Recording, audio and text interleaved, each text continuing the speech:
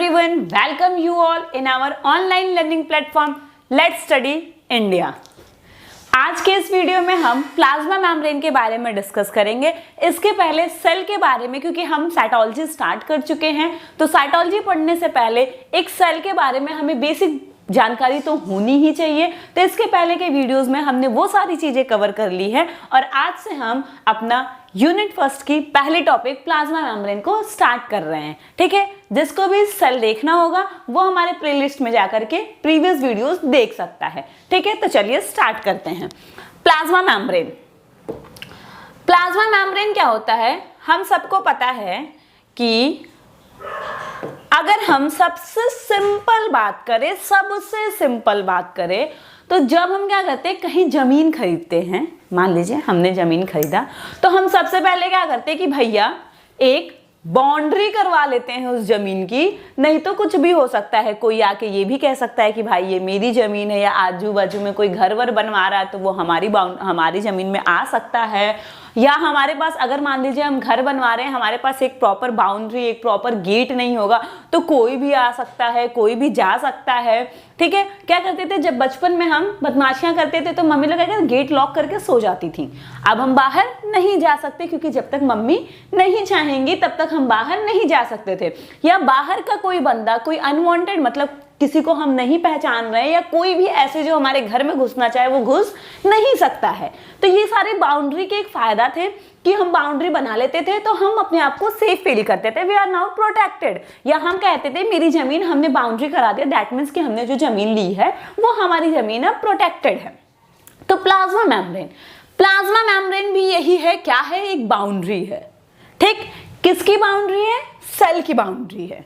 ठीक, जैसे plasma membrane, जैसे हम घर की बाउंड्री बना के हम अपने आप को प्रोटेक्ट कर लेते हैं, बाहर के इन्वायरमेंट से अपने आप को बचा लेते हैं। हमारा अंदर का इन्वायरमेंट अब अलग है, बाहर का इन्वायरमेंट अलग है।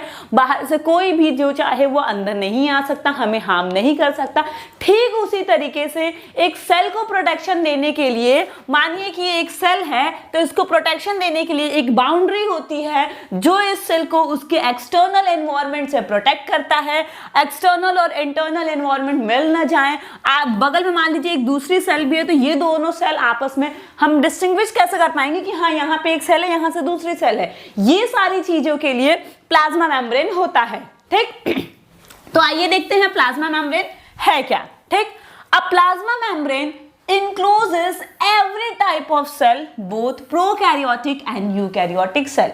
चाहे प्रोकैरियोटिक सेल हो, चाहे यूकैरियोटिक सेल हो, चाहे मल्टी सेलुलर सेल्स हो, चाहे यूनिसेलुलर सेल हो, हर सेल को इनक्लोज करने वाला कौन होता है? वो होता है प्लाज्मा मेम्ब्रेन। हर सेल की बाउंड्री कौन बनाता है? वो बनाता है प्लाज्मा मेम्ब्रेन। ठीक, तो क्या है? Plasma membrane encloses every type of cells, चाहे प्रोकैरियोट, चाहे यूकैरियोट, चाहे मल्टीसेलुलर, चाहे यूनिसेलुलर, कोई भी सेल हो, चाहे एनिमल सेल हो, चाहे प्लांट सेल हो। कहने का मतलब है अगर सेल की बात हो रही है तो सेल का प्लाज्मा मेम्ब्रेन होगा ही होगा, क्योंकि अगर ये प्लाज्मा मेम्ब्रेन नहीं होगा तो इसके अंदर का जो साइटोप्लाज्म में बह जाएगा। शेल का कोई डेफिनेट शेप भी नहीं रह सकता है, ऐसा नहीं है कि फिक्स एक कन्फाइंड एरिया भी नहीं रह सकता। जहां ये बाउंड्री हमने हटाया, एक बलून लीजिए, बलून में पानी भर दीजिए, जब तक उस बलून में हमने पानी भरा है, बलून को लिए हैं, तब तक तो उस पानी का एक शेप दिख रहा है, उसकी बाउंड्री हम एक डिसाइड कर पा रहे हैं, उसको हमने एक डेफिनेट शेप दिया हुआ है। जैसे ही हम बलून को फोड़ेंगे, पानी क्या पूरा फैल जाना है, बम से मारेगा, पूरा फैल जाना है। तो उसी तरीके से ये प्लाज्मा मेम्ब्रेन है जो सेल के अंदर कंटेंट को, उसके साइटोप्लाज्म को, सबको सेव करता है। इस सेल में कोई भी ना घुस जाए, कोई पैथोजन, कोई वायरस कुछ भी ना घुस जाए, इससे भी प्रोटेक्ट करता है। और ये सेल को एक डेफिनेट बाउंड्री देता है जिससे इसके अंदर के एनवायरनमेंट इसके बाहर के एनवायरनमेंट से मिलता नहीं है। और कोई भी सेल हो, प्रोकैरियोट, यूकैरियोट, यूनिसेलुलर, मल्टीसेलुलर, कोई भी सेल हो, उसमें ये प्लाज्मा मेम्ब्रेन प्रेजेंट होता ही होता है। ठीक, फिर क्या है? It physically separates the cytoplasm from the surrounding cellular environment। Cell का जो सराउंडिंग होता है, जो उसका एनवायरनमेंट होता है, उसको वो सेपरेट करके रखता है। मतलब सेल को उसके बाहर के एनवायरनमेंट से सेपरेट। अब मैं यहाँ पे खड़ी हूं, मेरे अगल बगल एक बाउंड्री बना दो, एक अगल बगल बाउंड्री बना दो, अब मैं क्या हूं, सेपरेटेड हूं, मैं उस बाउंड्री के बाहर नहीं जा रही हूं, उस बाउंड्री के लोग अंदर नहीं आ रहे हैं, तो मैं उनसे सेपरेट हूं, मैं डिस्टिंग्विश, मुझे लोग डिस्टिंग्विश कर सकते हैं कि हाँ यहाँ पे ये बंदी खड़ी है, ठीक। Plasma membrane is ultra thin elastic living dynamic and selective transport barrier. Plasma membrane क्या, अल्ट्रा थिन मतलब एकदम पतला, ठीक है, जितना हम सोच भी नहीं सकते हैं। अल्ट्रा थिन इलास्टिक, जो मेम्ब्रेन होती है वो इलास्टिक, ऐसा नहीं कि रिजिड है, ठीक है, रिजिड नहीं होती है। रिजिड होती तो कभी हम देखते हैं सेल्स क्या होती है, स्वेल कर जाती हैं, तो रिजिड होता तो फट जाता, ठीक है। मान लीजिए कोई एक चीज रिजिड है, जैसे बस सबसे बेस्ट एग्जांपल बलून को लेके चलो भैया, ठीक है। बलून क्या है, पानी भरो, थोड़ा कम भरो तो थोड़ा सा रहता है, ज्यादा भरो और इलास्टिसिटी होती है उसमें, ठीक उसी तरीके से प्लाज्मा मेम्ब्रेन भी है। लेकिन बलून जो है वो नॉन लिविंग है, प्लाज्मा मेम्ब्रेन क्या है, लिविंग है, डायनेमिक है और सेलेक्टिव ट्रांसपोर्ट बैरियर, मतलब क्या है, बहुत बढ़िया क्वालिटी है, क्या है, सेलेक्टेड चीजों के ट्रांसपोर्ट करने देगा। ऐसा नहीं कि सब आओ। गेट पे जब कोई गेट नॉक करता है या बेल रिंग करता है तो हम पूछते हैं कि भैया कौन, हम पहचान रहे तो ठीक है, मोस्ट वेलकम, आप हमारे घर में आओ, नहीं पहचान रहे तो गेट से ही टाटा बाय बाय। तो सेम वही काम ये प्लाज्मा मेम्ब्रेन करता है। ऐसा नहीं कि सब आओ सब आते जाओ या सब जाते ही जाओ, ठीक है, वो सेल को हार्म हो सकता है, सेल उससे हमारी जो सेल है वो डिस्ट्रॉय हो सकती है, वो उसके लिए हार्मफुल कंडीशन है। तो ऐसा नहीं है, कुछ सेलेक्टेड चीजें जिसकी सेल को सिर्फ जरूरत है, जिसका ट्रांसपोर्ट सेल चाहे सिर्फ उसी का ट्रांसपोर्ट करा सकता है, और इसी को हम कहते हैं सेलेक्टिव ट्रांसपोर्ट बैरियर है। क्या है, सेलेक्टिव एक बैरियर है सॉरी, एक बैरियर है जो सिर्फ और सिर्फ सेलेक्टेड चीजों के अंदर बाहर होने दे रहा है, हर चीजों को नहीं होने दे रहा है कि हाँ सब आओ या सब जाओ, ठीक। उसके बाद it is a fluid mosaic assembly of molecules of lipid, phospholipids and cholesterol, protein and carbohydrate. अब क्या है फ्लूइड मोज़ेक, तरबूज गर्मी में मिलता है ना, तरबूज खाया होगा, कैसा रहता है तरबूज, मानिए ये ऐसा, मान लीजिए हमने कट करा है, जब उसका ट्रांसफर ऐसा कट करा है तो हम उसको ऐसे देख रहे हैं, ऐसे तरबूज था, ऐसे कट कर दिया, अब ऐसे करके उसको देख रहे हैं, तो इसमें ये पूरा red red red red red red red red red red भरा रहता है, पूरा भरा रहता है। अब इसमें क्या होता है, जगह जगह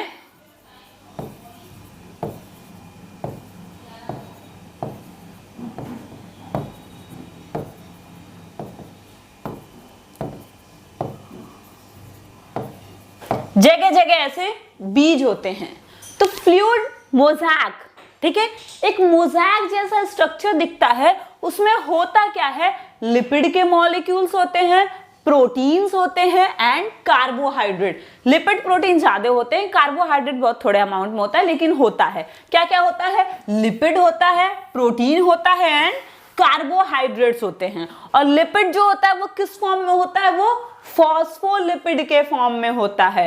लिपिड है, प्रोटीन है, कार्बोहाइड्रेट है। जो लिपिड है वो किस फॉर्म में है, वो फॉस्फोलिपिड के फॉर्म में है, ठीक। तो क्या क्या था, प्लाज्मा मेम्ब्रेन जो होता है हर सेल में पाया जाता है। ये क्या करता है, सेल के साइटोप्लाज्म को या सेल को उसके एक्सटर्नल एनवायरनमेंट से सेपरेट करता है। और ये क्या करता है, एक बहुत ही अल्ट्रा थिन डायनेमिक स्ट्रक्चर होता है जो लिविंग होता है, और ये सेलेक्टिव ट्रांसपोर्ट बैरियर की तरह होता है। और ये फ्लूइड मोज़ेक असेंबली दिखती है, किसकी किसकी असेंबली है, प्रोटीन्स की, लिपिड्स की, कार्बोहाइड्रेट्स की, ठीक। इतने चीज की असेंबली है। आप देखिए, plasma membrane controls the entry of nutrients and exist of waste product and generate differences in ion concentration, not iron. Okay, ion concentration between the interior and exterior of the cell. क्या कह रहा है, plasma membrane controls the entry of nutrients, जो nutrients हैं उनकी entry को भी control करता है। मैंने बोला ना, ऐसा नहीं कि सब आ जाओ, नहीं, एक कंट्रोल वे में जितनी की जरूरत है बस उतने ही आओ, जिसकी जरूरत है बस उतने ही आओ, ठीक। And exist of waste product, और मतलब जो एंट्री एग्जिस्ट हो रही है, चाहे न्यूट्रिएंट्स की एंट्री हो, वेस्ट प्रोडक्ट की एग्जिस्ट हो, इन सबको वो एक कंट्रोल मैनर में कराता है। और इससे क्या होता है, इससे एक पोटेंशियल डिफरेंस मतलब आयन डिफरेंस जनरेट हो जाता है सेल के इनर मेम्ब्रेन में। और सेल मतलब इंट्रासेलुलर एंड एक्स्ट्रासेलुलर जो एनवायरनमेंट है, जैसे मैं आपको बताऊं, ये मान लीजिए एक सेल है, तो ये आईसीएफ बोले तो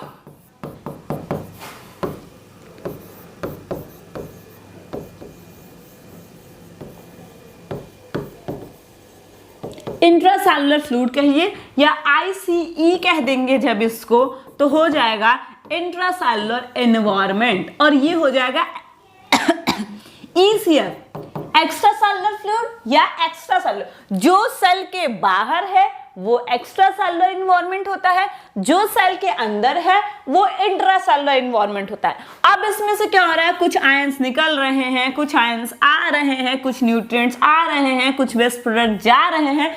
इससे क्या होता है, इस आने जाने से, और ये जो सेल है ना बड़ा चालाक है भाई, सेल मेम्ब्रेन में बहुत चालू बंदा है। ये क्या करता है, हर चीजों को एकदम सब चीज पे अपना दबदबा बना के रखा हुआ, एकदम कंट्रोल वे में चीजें कराता है। ऐसा नहीं कि अपने मन के हैं सब करो, जितने को जाना है जाओ, जितने को आना है आना, नहीं, ठीक है, ऐसा नहीं है।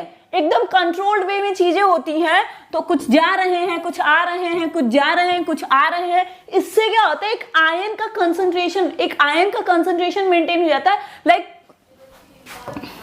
क्या लिखा है, entry of nutrients and exist of waste product generate the differences in ion concentration.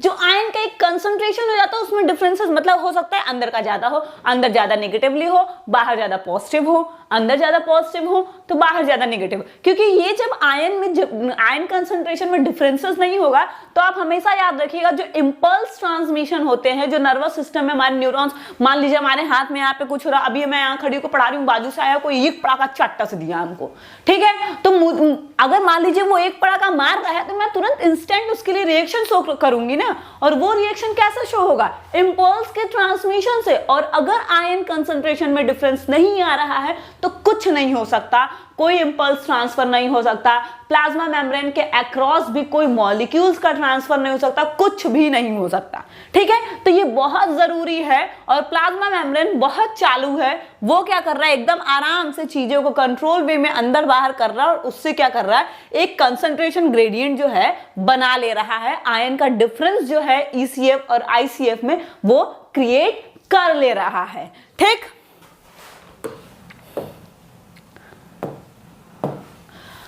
Controls the entry of nutrients and exist of waste product and generate differences in ion concentration between the interior and exterior of the cell. Cell के अंदर और cell के बाहर एक बढ़िया सा ion concentration में difference वो क्रिएट करा ले रहा है। The cells of bacteria and plant have the plasma membrane between the cell wall and the cytoplasm. अब देखिए एक नई कहानी, एक नई कहानी क्या है, एक नई कहानी कि हमने कहा भैया कोई भी सेल है उसकी एक बाउंड्री होती है जिसको हम कहते हैं प्लाज्मा मेम्ब्रेन।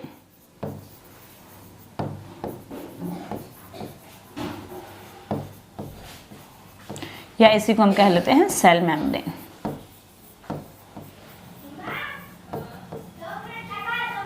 ठीक है, एक सेल होती है उसकी बाउंड्री जो होती है वो, तो बाउंड्री का ऐसा तो नहीं कि रूम के अंदर बाउंड्री होती है, boundary is the outer most layer, ठीक है।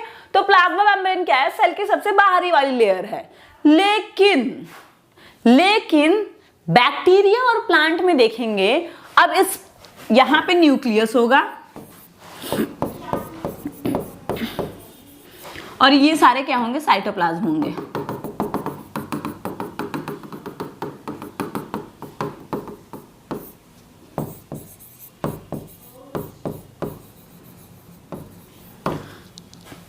ये एक एनिमल सेल हो गया।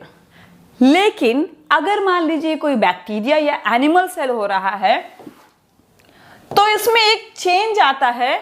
वो चेंज क्या आता है, इसके ऊपर एक और लेयर आएगी।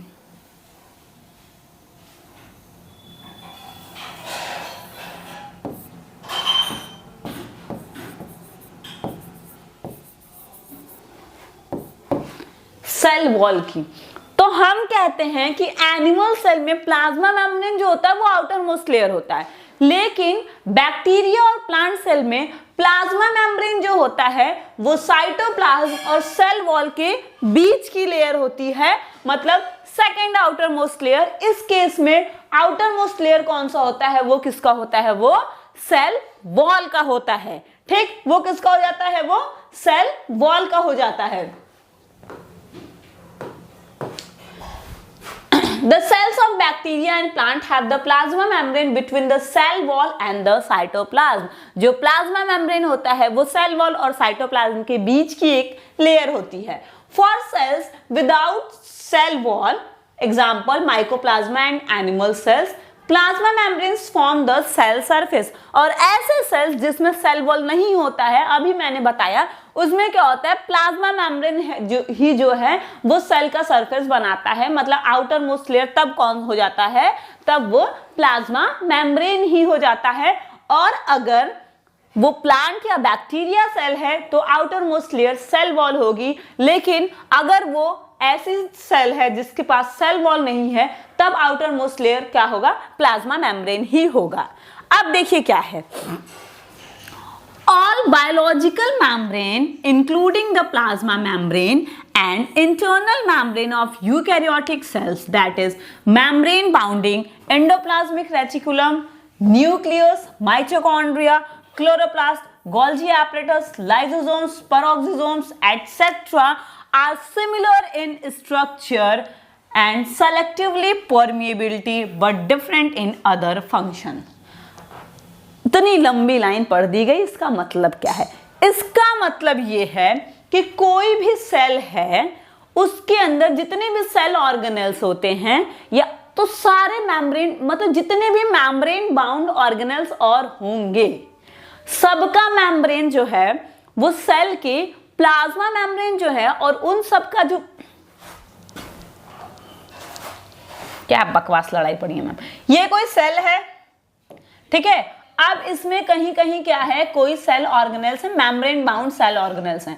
तो ये मेम्ब्रेन बाउंड मतलब ये सेल ऑर्गेनेल्स जो है वो साइटोप्लाज्म में ही एज इट इज नहीं प्रेजेंट है, या ये जो न्यूक्लियस है ये साइटोप्लाज्म में ऐसे ही नहीं प्रेजेंट है, इसका भी अपनी एक बाउंड्री है, इसकी भी अपनी एक बाउंड्री है, इसकी भी अपनी एक बाउंड्री है, इसकी भी अपनी एक बाउंड्री है, और ये जो सेल है इसकी तो अपनी बाउंड्री है, ये है भैया।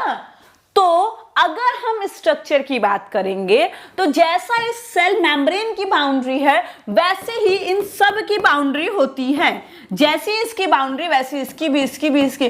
स्ट्रक्चर में सब सिमिलर होंगे।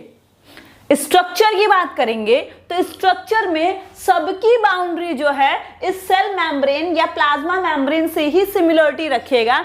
बस क्या है, सबका फंक्शन अलग अलग है, सबका काम अलग अलग है, बट सब दिखते एक जैसे ही हैं। जैसे घर में क्या होता है, घर में क्या होता है कि हर रूम का, मान लीजिए कि ये हमारा बेडरूम है, ये गेस्ट रूम है, ये डाइनिंग रूम है, ये स्टडी रूम है, ये लिविंग रूम है, अलग अलग रूम्स होते हैं ना, लेकिन सबका सब बने तो दीवार ही है ना। सबका जो बाउंड्री हम देखेंगे वो ईटा, बालू, सीमेंट, गिट्टी, इन्हीं सबसे मिलके बना है ना। सबकी वॉल्स जो होंगी वो तो एक ही जैसी होंगी ना। हाँ, सबका फंक्शन अलग अलग है। भैया उसमें बैठ के खाना खा रहे हैं, इसमें हम सो रहे हैं, इसमें हम टीवी देख रहे हैं, इसमें हम पढ़ाई कर रहे हैं। हर रूम का फंक्शन अलग अलग है, लेकिन अगर स्ट्रक्चर की बात करें तो सारे रूम्स जो हैं वो एक जैसे हैं, एक ही चीज से मिलके बने हुए, सब में दीवार हैं और उस दीवार के अंदर ईटा, गिट्टी, बालू, सीमेंट जो भरना है वो भर दो, वो है।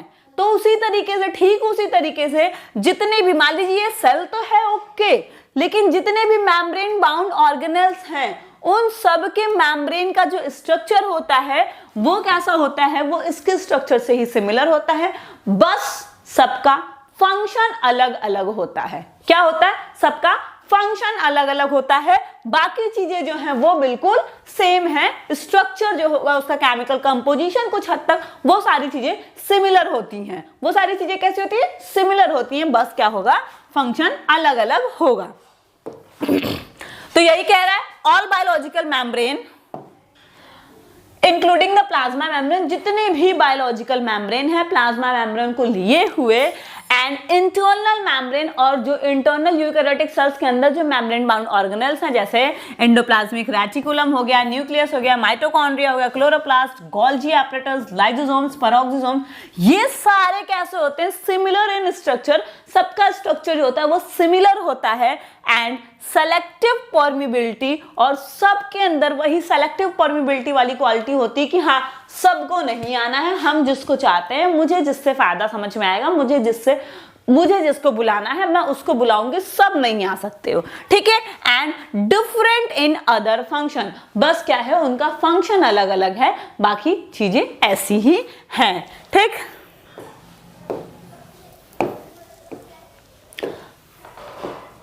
भैया प्लाज्मा मेम्ब्रेन के बारे में जान लिया, किसी इंसान के बारे में जान लिया, लेकिन उसका नाम काम क्या है भैया? नाम हम क्या है तुम्हारा? वही बात है यहाँ पे। The plasma membrane is also called as cytoplasmic membrane या सेल मेम्ब्रेन या प्लाज्मा लेमा।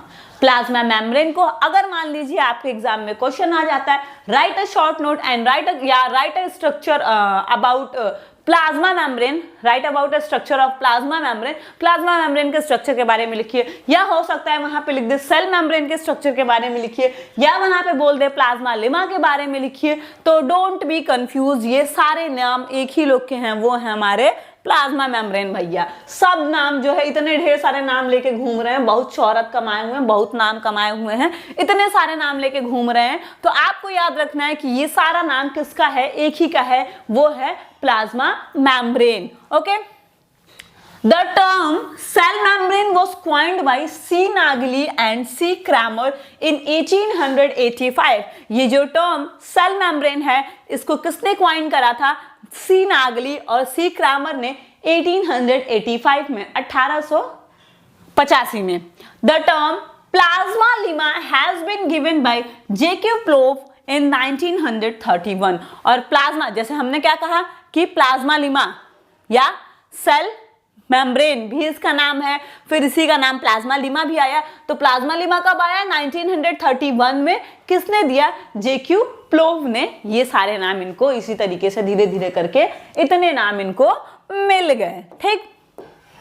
ये तो बात हो गई इंट्रोडक्शन की। हाँ भैया, प्लाज्मा मेम्ब्रेन का एक इंट्रोडक्शन हमने बढ़िया सा देख लिया। अब हमारे दिमाग में एक ओवरव्यू बन चुका होगा, एक कॉन्सेप्ट जो है प्लाज्मा मेम्ब्रेन का वो अब हमारे दिमाग में बन चुका होगा, ठीक है। अब बात कर लेते हैं कुछ प्लाज्मा मेम्ब्रेन के जनरल फीचर्स की, ठीक है। सेल मेम्ब्रेन लिखा है, डोंट बी कंफ्यूज, इसीलिए मैंने सेल मेम्ब्रेन लिखा है कि आप कंफ्यूज ना हो कि सेल मेम्ब्रेन ही कौन है? हमारे प्लाज्मा मेम्ब्रेन है, ठीक है। सेल मेम्ब्रेन कौन है? प्लाज्मा मेम्ब्रेन भैया ही हैं, ठीक। The plasma membrane is the boundary that separates the living cells from its surrounding. Plasma membrane क्या है भैया? प्लाज्मा मेम्ब्रेन वो बाउंड्री है जो that separates the living cells from its surrounding, जो किसी एक लिविंग सेल्स को उसके सराउंडिंग से सेपरेट कर रहा है। क्या है प्लाज्मा मेम्ब्रेन? प्लाज्मा मेम्ब्रेन एक बाउंड्री है जो किसी लिविंग सेल्स को उसके सराउंडिंग से सेपरेट कर रहा है, अलग कर रहा है, ओके।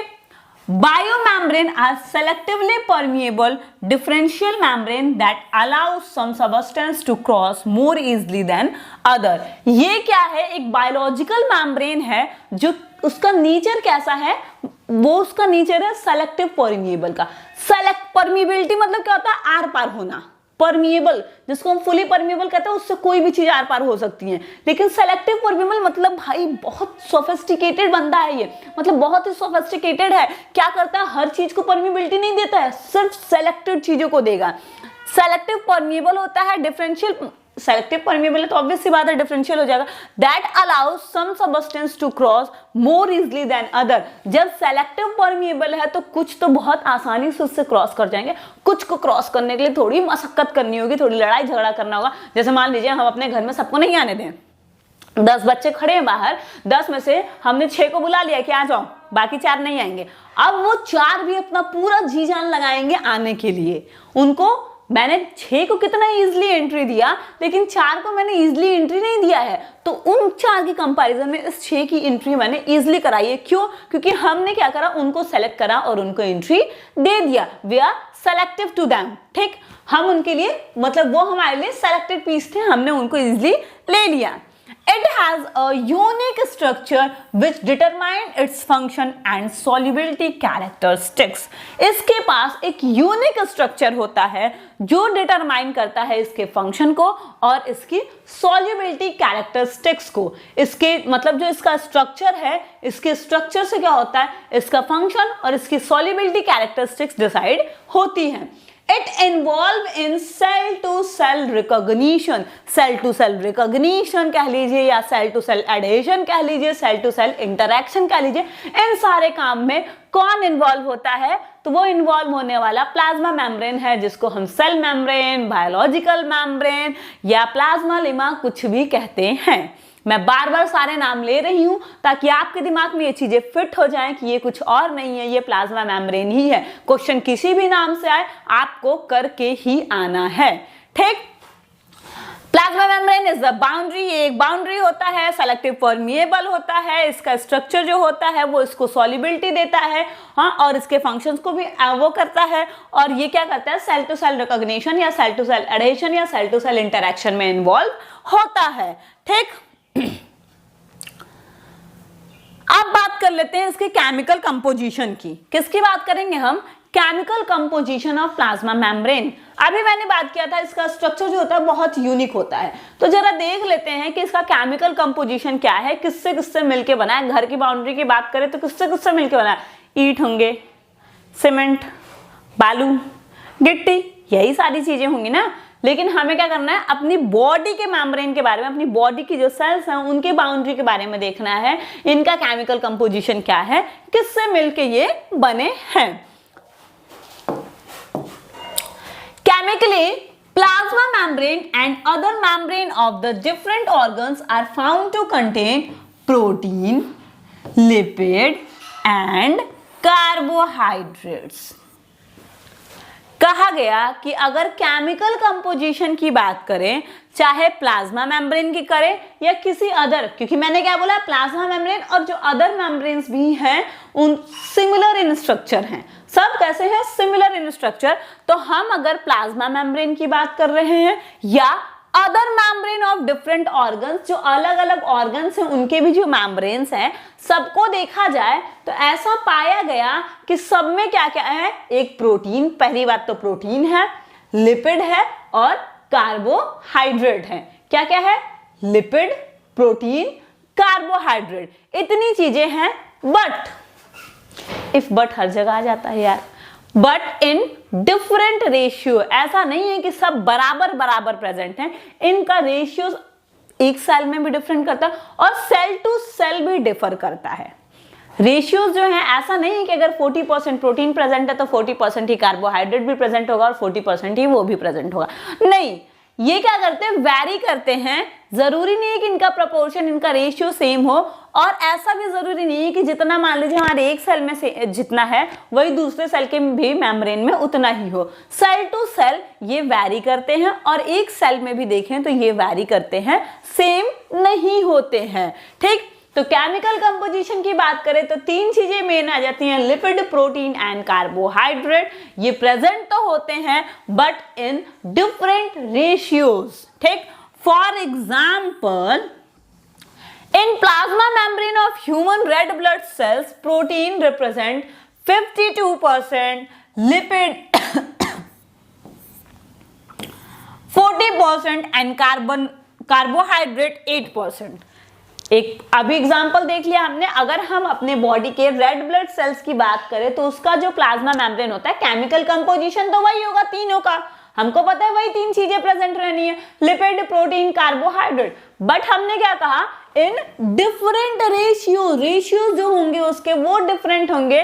देखिए रेड ब्लड सेल्स का एग्जांपल ले रहे हैं तो उसमें प्रोटीन भी प्रेजेंट है, लिपिड भी प्रेजेंट है और कार्बोहाइड्रेट भी प्रेजेंट है। बट प्रोटीन जो है वो 52% है, लिपिड जो है वो 40% है एंड कार्बोहाइड्रेट जो है वो कितना है, वो 8% है। 52, 40, 8, 52, 8, 60, 40, 100 हो गया, ठीक। तो क्या कहा जा बता रहा है कि सब प्रेजेंट तो होंगे लेकिन उनका रेशियो जो है वो डिफर करेगा, वो अलग अलग होगा। ये तो सिर्फ एक सेल की बात है, बट अगर हम सेल टू सेल देखेंगे तो वो डिफर करता है। ओके,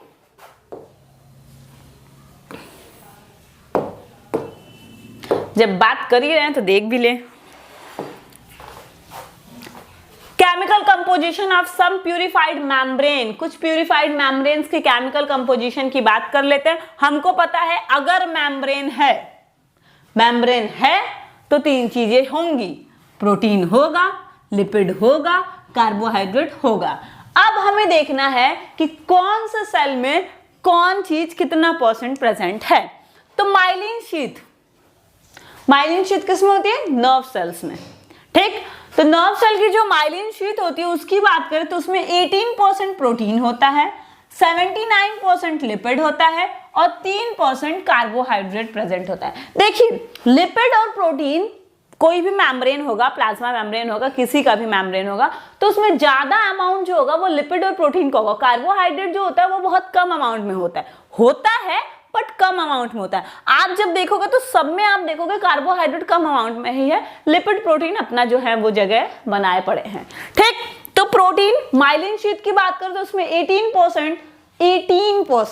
18% प्रोटीन है, 79% लिपिड है, बाकी के जो 3% बच रहे हैं वो कार्बोहाइड्रेट है। ओके, फिर प्लाज्मा मेम्ब्रेन माउस के लीवर का देखें तो इसमें 44% प्रोटीन होता है, 52% लिपिड होता है और 4% कार्बोहाइड्रेट होता है। अमीबा की बात कर ले अगर, तो अमीबा में 54% प्रोटीन्स होते हैं, 42% लिपिड होते हैं और 4% कार्बोहाइड्रेट हैं। ठीक है, ह्यूमन एरिथ्रोसाइट्स की बात कर ले तो ह्यूमन एरिथ्रोसाइट्स इज व्हाट? वही आरबीसी भाई। तो 52% प्रोटीन है, 40% लिपिड है एंड 8% कार्बोहाइड्रेट हैं।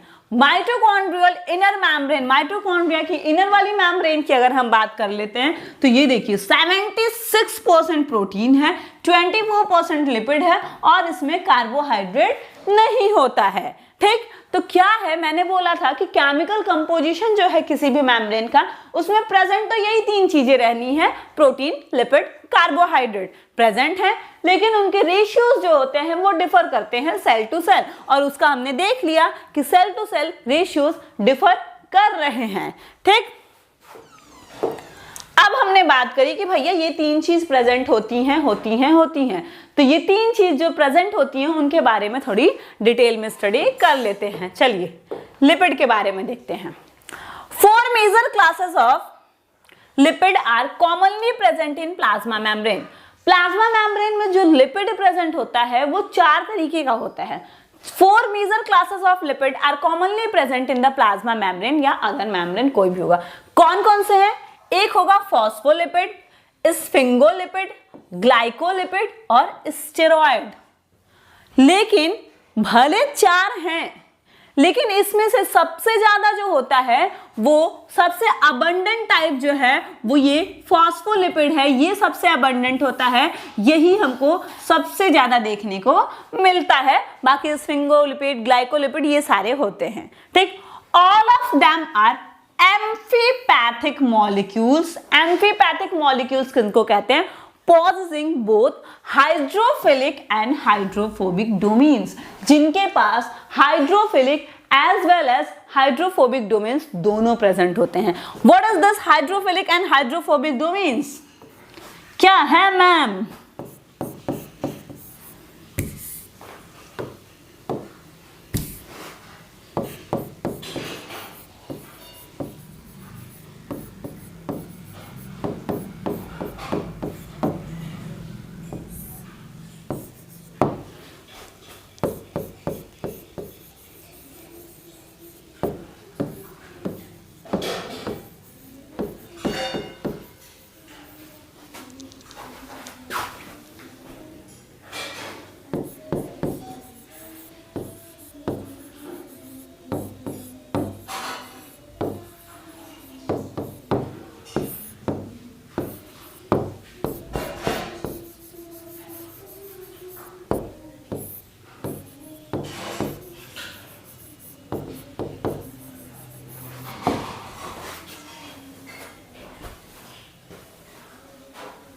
क्या है? हाइड्रोफिलिक। हाइड्रो का मतलब वाटर, हाइड्रो का मतलब वाटर, फिलिक का मतलब लविंग और फोबिक का मतलब हेटिंग। कहते होंगे भाई हमको इस चीज से फोबिया है, हाइटोफोबिया है, हाइट से फोबिया है, हाइट से डर लगता है। तो जिससे डर लगता है उससे तो नफरत ही रहती है ना भाई। मैथ्स नहीं पसंद है, नहीं पढ़ना है, उसी तरफ जाना ही नहीं है, देखना ही नहीं है, नफरत सी हो गई है हमको मैथ्स से। क्यों? क्योंकि आती नहीं है तो डर लगता है। तो फोबिक, फोबिया से याद रखिए phobic. Hydro water, phobic hating, water hating and water loving. Philic मतलब लविंग। फिल है पूरा भरा पड़ा है, फिलिक फिल है पूरा भरा भरा पड़ा है लव से एकदम, ठीक है, पूरी फीलिंग्स फिल है एकदम भरी पड़ी हैं। तो hydrophilic is water loving and hydrophobic is water hating, ठीक। और एम्पीपैथिक उन्हीं को कहते हैं जिनके पास ये दोनों डोमेन्स होते हैं, फिलिक और फोबिक दोनों डोमेन्स होते हैं, उन्हीं को हम कहते हैं कि ये कैसे हैं। तो ये चार हैं, चार मेजर क्लास होते हैं लिपिड्स के, फॉस्फोलिपिड, स्पिंगोलिपिड, ग्लाइकोलिपिड, स्टेरॉइड, ये चार मेजर क्लास इसमें प्रेजेंट होते हैं। बट ज्यादा से ज्यादा कौन प्रेजेंट होता है? वो प्रेजेंट होता है फॉस्फोलिपिड। ये सबसे अबंडेंट फॉर्म होता है, ये सबसे ज्यादा अबंडेंट फॉर्म में यहाँ पे प्रेजेंट होता है। और ये सारे ऐसे हैं, ये सारे कैसे हैं? सारे एम्फीपैथिक हैं।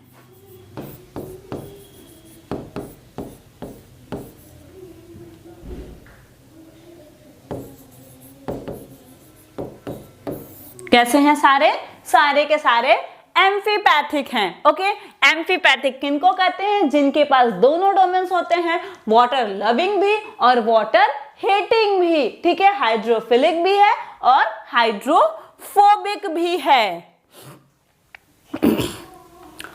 सॉरी,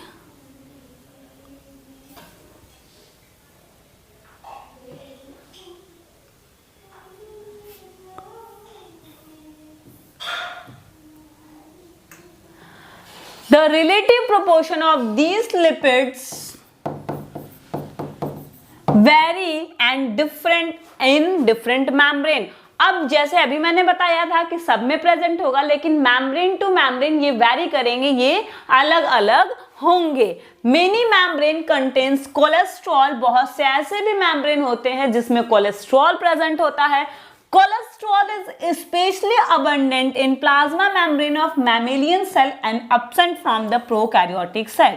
और अगर हम कोलेस्ट्रॉल की बात करेंगे तो कोलेस्ट्रॉल ज्यादा अबंडेंट किस में होता है? मैमेलियन सेल, प्लाज्मा किसके प्लाज्मा मेम्ब्रेन में? मैमल्स के, ठीक है। मैमल्स के जो सेल होते हैं उसकी जो प्लाज्मा मेम्ब्रेन होती है उसमें हमें कोलेस्ट्रॉल ज्यादा देखने को मिलते हैं। और प्रोकैरियोट्स की अगर बात करें तो प्रोकैरियोट्स में कोलेस्ट्रॉल जो होते हैं वो एब्सेंट होते हैं, ठीक। वो कैसे होते हैं?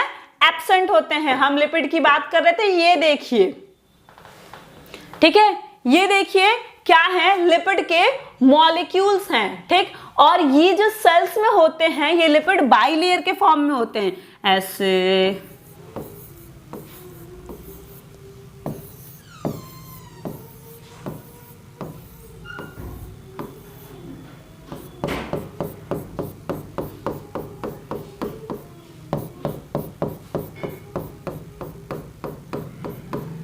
एक लेयर दूसरी लेयर, ठीक है। अब हमने कहा कि लिपिड जो भी होगा उसमें दोनों चीजें होंगी, हाइड्रोफिलिक और हाइड्रोफोबिक। तो भाई ये तो मान लीजिए अंदर है, अब अगल बगल क्या होगा? साइटोप्लाज्म होगा या कोई कुछ भी होगा, वाटर होगा, कोई भी लिक्विड होगा। तो लिक्विड तो कोई भी होगा तो वाटर तो उसमें होगा ही होगा। तो अब जो पानी से प्यार करेगा वही तो पानी की तरफ होगा, जो पानी से प्यार करेगा वही तो पानी की तरफ होगा, और जो पानी से प्यार नहीं करेगा वो अंदर की तरफ जा करके छुप जाएगा, नहीं आ रहा है मारेगा, ठीक। तो वो क्या करेगा? वो पानी के बीच, वो बीच में आकर के छुप जाएगा। तो इससे हमें ये पता लग जाता है कि ये जो होगा ये लिपिड की पूंछ है, टेल है, और ये कैसा होगा? वाटर से नफरत करने वाला। और वाटर से जो नफरत कर रहा था उसको हम क्या कह रहे थे? उसको क्या होगा? फोबिया होगा। किस चीज से फोबिया है? वाटर से फोबिया है तो हम इसको कहेंगे हाइड्रोफोबिक। क्या कहेंगे? हाइड्रोफोबिक है, क्योंकि भैया इसको फोबिया है। किससे फोबिया है? पानी से फोबिया है। तो पानी को हम कहते हैं हाइड्रोजन से मिलके बना होता है तो हाइड्रो कह रहे हैं, तो हाइड्रोफोबिक है। और ये जो मस्त पानी से प्यार करता है वो पानी की तरफ है, और इसको हम क्या कह रहे थे? इसके अंदर बहुत फीलिंग्स हैं पानी के लिए। किससे है? एकदम फिल हुए पड़ा है। किससे फिल हुए पड़ा है? हाइड्रो से फिल हुए पड़ा है, तो इसको हम कहते हैं हाइड्रोफिलिक। क्या कहते हैं? हाइड्रोफिलिक। अब हम अपने आप को देखें, ये हमारी क्या है? मुंडी है। गोली सी क्या है? मुंडी है। ये हमारा एक सर है, इसको हम कहते हैं हेड। तो hydrophilic head and hydrophobic tell. क्या हो गया? हाइड्रोफिलिक हेड जो गोला गोला दिख रहा है, और ये जो लंबे लंबे दिख रहे हैं वो क्या हो गए? हाइड्रोफोबिक टेल हो गए। ठीक, इस डायग्राम में देख लीजिए, चाहे हम इंट्रासेल्युलर की बात करें चाहे हम एक्स्ट्रासेल्युलर की बात करें, अंदर भी साइटोप्लाज्म होगा तो पानी होगा ही होगा, और पानी है तो यहाँ पे किसको प्रेजेंट रहना होगा? पानी से प्यार करने वाले को। तो पानी से प्यार करने वाला है कौन भैया? वो है आपका हाइड्रोफिलिक हेड है, और बीच में जो होंगे वो छिपे वो कौन है? Hydrophobic tell.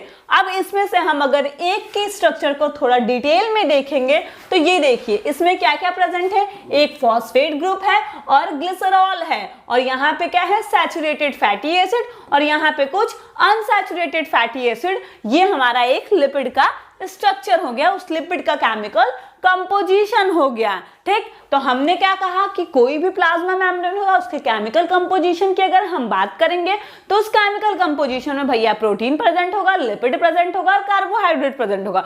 तो हमने इसमें क्या किया? लिपिड को देख लिया कि हाँ भैया लिपिड जो प्रेजेंट है वो कैसे प्रेजेंट है। उसके जो होते हैं 4 मेजर क्लासेस होते हैं, जिसमें से जो फॉस्फोलिपिड है वो ज्यादा अबंडेंट है, और अगर अबंडेंट है तो कोई एक लिपिड अगर हम जनरली बात करते हैं तो वो एम्फीपैथिक होता है। एम्फीपैथिक क्या होता है? जिसके पास दोनों डोमेन्स हो, हाइड्रोफिलिक हाइड्रोफोबिक दोनों डोमेन्स हो, तो इसके पास दोनों डोमेन्स हैं। अब इनका अरेंजमेंट कैसे हुआ है हमने ये भी देख लिया, और अगर एक का डिटेल हम देखें तो हमने ये भी देख लिया। ठीक, तो चलिए आज की वीडियो में इतना ही। मिलते हैं नेक्स्ट वीडियो में अगले केमिकल कंपोजिशन मतलब प्रोटीन्स की बात करेंगे। उसमें प्रोटीन्स के बारे में देखेंगे कि हाँ किस किस टाइप के प्रोटीन्स हैं, कैसे अरेंज हैं और कहाँ कहाँ अरेंज हैं। तब तक के लिए stay safe, stay healthy. Thanks for watching.